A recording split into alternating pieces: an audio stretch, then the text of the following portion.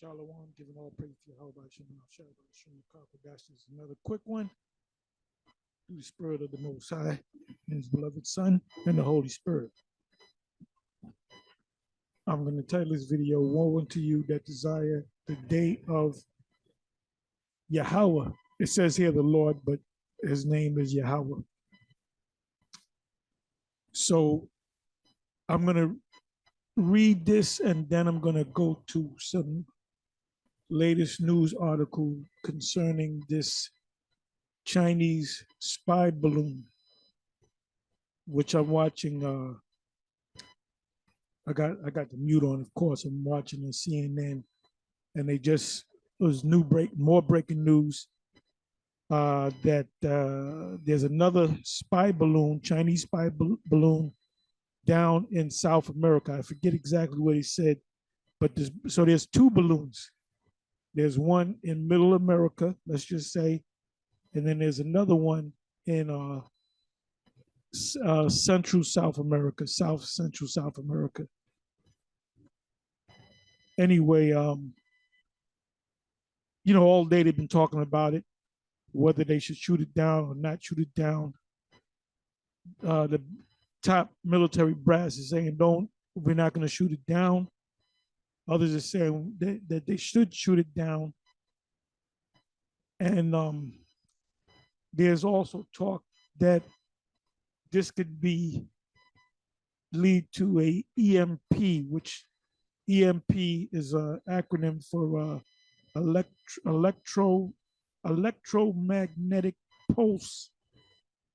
That means a blackout, that they can black out quite a bit of land mass.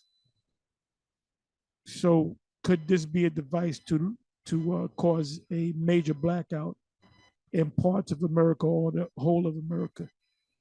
But anyway, I'm just going to read this one precept, and I'm going to go to these news articles. See, the scriptures speak about watching. We watch everything. We watch the news, and we filter everything through the scriptures. Which when you watch the news, a lot of it is prophecy. So let me go ahead and read Amos 5, 18, 19, and 20.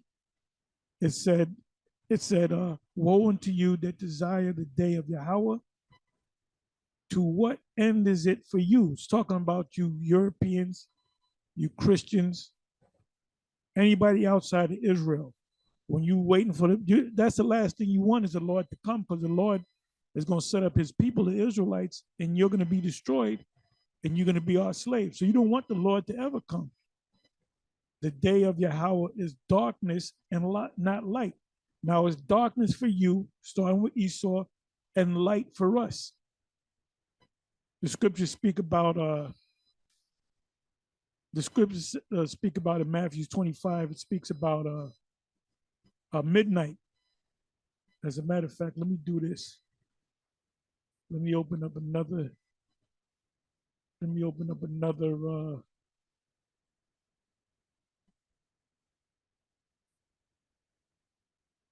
Bear me for a minute.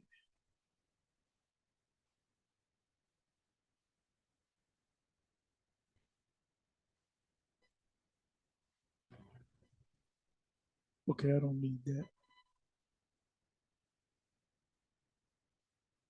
Let me do it this way.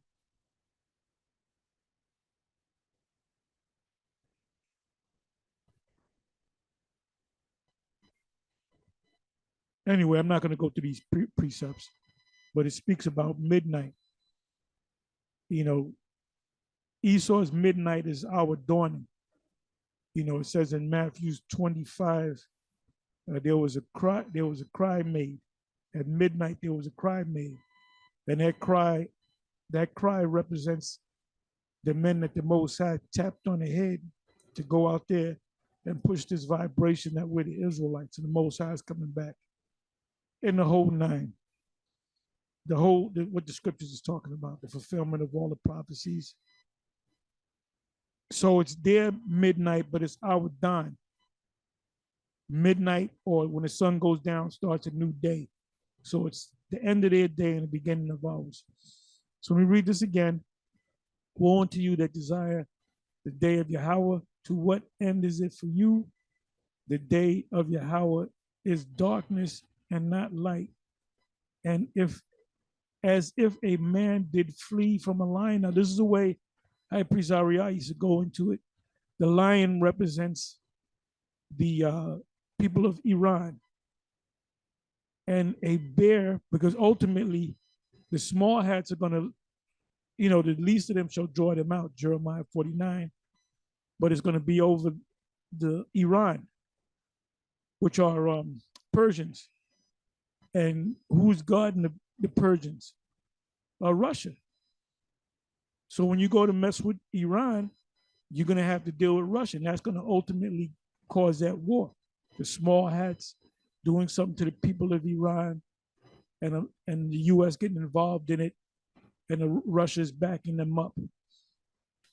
So when you see that, when you start hearing Iran in the news a lot, then you know that we're close. It says, and a bear met him. The bear represents the Russians. I don't have to tell you about the situation with the Russians and the people of Ukraine. The U.S. government that gave over $100 billion to the people of Ukraine, and they're going to ultimately lose. They're going to ultimately lose. I don't know how much money the NATO nations are sending to the people of Ukraine, but I'm sure it's in the billions. And a bear met them, the Russians, all went into the house, meaning they got together with the Congress, the top brass, to try to figure out how to get out of these situations that they're in that can lead to World War III. And lean his hand on the wall. When you lean your hand on the wall, it represents a support. You're looking for support. And a serpent bit him. The serpent represents the Chinese. It ain't talking about, it's not talking about Esau, because this is talking about Esau. Woe to you that desire the day of Yahweh. This is talking about Esau. He's in the power seat. So the serpent represents the Chinese, the dragon. It says, shall not the day of Yahweh be darkness and not light, even very dark, and no brightness in it. So let me go to these articles right here. Now I mentioned EMP, right? Electromagnetic pulse. It's a major blackout of a large area of land. Dry run balloons called top delivery platforms for nuclear EMP. Chinese alleged spy balloons towards America and South America, Central and South America. Updates, that was 3 hours ago. Is Chinese spy balloon over US a dry run for an EMP attack?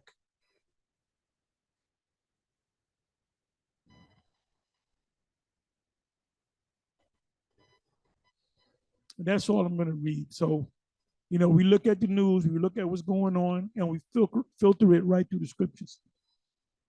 Anyway, with that, I'm going to say shalom.